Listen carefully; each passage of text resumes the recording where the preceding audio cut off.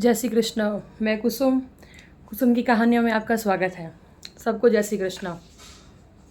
आज मैं आपको कहानी सुनाने जा रही हूँ कि किसी के हक का पैसा कोई अगर खाता है तो उसका परिणाम क्या होता है। कोई किसी का हिस्सा खा नहीं सकता। इस जन्म में या अगले जन्म में उसको चुकाना ही पड़ता। उसके आधार पर ये कहानी है। दो भाई थे, दोनों ने साथ में बिजनेस किया तो दोनों को प्रॉफिट हुआ, तो दोनों ने आधा आधा कर लिया प्रॉफिट। तो फिर बड़े भाई की शादी हो गई। बड़े भाई की शादी हुई तो उसकी जो पत्नी आई वो थोड़ी लालची थी। उसको मालूम पड़ा कि छोटे भाई और बड़े भाई ने दोनों ने आधा आधा हिस्सा किया था। छोटा भाई कुंवारा ही था। तो बड़े भाई की पत्नी ने बड़े भाई को बोला कि अपन इसको मार देते हैं, आपके छोटे भाई को, और फिर इसका भी पैसा अपन ले लेंगे। अपनी लाइफ पूरी सुधर जाएगी, अपन आराम से रहेंगे। तो बड़े भाई को भी लगा, लालच आ गया कि सही बोल रही है। तो बोले कैसे मारें? तो बोले एक काम करते हैं, इसको जहर ला के और इसको पानी में जहर डाल के और मार देते हैं पिला के। तो वैद्य के पास गई वो बड़े भाई की पत्नी। वैद्य के पास जाके एक दवाई लेके आई। वो दवाई उसने पानी में शरबत के साथ मिला दी। उसने मिला के और उसको पिलाई तो वो जहर के कारण मर गया। तो इनको हुआ कि अब मर गया, सबको बोल दिया कि बुखार आ गया था, मर गया करके उसका अंतिम संस्कार कर दिया। अच्छा, ठीक साल भर बाद उसको खुद को संतान हुई, लड़का हुआ। तो लड़का एक ही था, बड़ा हुआ। उसके ऊपर वो अच्छे पैसे खर्चता बाप के, ये चाहिए वो चाहिए, हर चीज़ में हाथ रखता, बाप उसको दिला देता, क्योंकि पैसा खुद का भी था और अपने भाई का भी हड़प लिया था, वो भी था। तो अब वो बेटा बड़ा हुआ, बेटे की शादी हो गई। शादी में भी खूब खर्चा किया।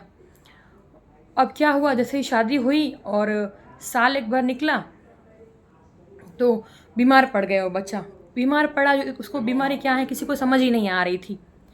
और वो इतने पैसे लग गए, हर जगह के पैसे लग गए। तो फिर एक दिन मतलब वो परेशान हो गए। ऐसी कोई जगह नहीं छोड़ी कि जहाँ उसका इलाज ना करवाया हो, और जितने पैसे थे उनके लगभग सब खर्च हो गए थे। तो फिर उसने बोला कि ये कोई देखने आए तो बोला एक पास में वैद्य है, वो दवाई देता है। तो बोले वो भी ले आता हूँ। वैद्य के पास 2000 की दवाई थी, तो 2000 की दवाई लेके आ गया। वो लेके आया तो उस लड़के ने बोले बस 2000 ही बाकी थे तेरे और मेरे, बोले अब हो गया है साहब।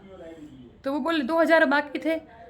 बोले कहना क्या चाह रहा, मैं तेरा बाप हूँ, इतने पैसे लगाए हैं। तो बोले पैसे लगाए हैं ना, वो पैसे मेरे ही थे। बोले याद कर, तूने तेरे भाई को मारा था, बोले मैं ही तेरा भाई हूँ, जो तेरे बेटे के रूप में वापस मेरा जन्म हुआ है। बोले मेरा जितना पैसा था मेरे बीमारी के ऊपर लग गया, और अब 2000 बाकी थे, फिर भी जो आज लग गए, अब मैं जाता हूँ। बोले अब मेरा आज आखिरी दिन है। तो बोला चल, मैंने तो तुझे मारा था, इसलिए तूने, मेरा बेटा हुआ मर रहा है, मेरे को दुख दे रहा है, पर जो तेरी पत्नी है उसका क्या दोष? बोले याद कर कि वो जहर की डब्बी कहाँ से लाया था? तो बोले उस वैद्य से। तो बोले वो वैद्य ही ये मेरी बीवी बनी है, क्योंकि मेरी दवाई देने के बाद वैद्य का एक्सीडेंट हो गया था, याद कर। तो बोले हाँ, उसका एक्सीडेंट हो, वैद्य ने भी जन्म लिया, इसने भी जन्म लिया, तो वो वैद्य ही इस जन्म में लड़की है, तो इसलिए उसको विधवापन मिला। बोले क्योंकि उसने तो मुझे मारने में तेरा साथ दिया, इसलिए। बोले तो कर्मों का तो फल मिलता ही है। अपन किसी का पैसा खाकर अपन सोचे अपन ने खा लिया, सामने वाले को उल्लू बना दिया, नहीं। इस जन्म में नहीं तो अगले जन्म में हिसाब होकर ही रहेगा। इसलिए अपने हक का पैसा हमेशा लो, और दूसरे के हक का पैसा कभी मत छीनो। कोई भी वस्तु हो, कहते हैं कि अगर दूसरे का पैसा छीनते हैं, दूसरे का ऐसा छीनते हैं, तो मगरमच्छ की योनि आती है, और उसके बाद इतने पाप भोगने पड़ते हैं। तो सब यहीं पर है, स्वर्ग नरक सब यहीं पर है। और अब तो कलयुग चल रहा है। पहले भगवान खाता बही लेके बैठता था, और अब लैपटॉप लेके बैठता है, तो तुरंत हिसाब करते हैं भगवान।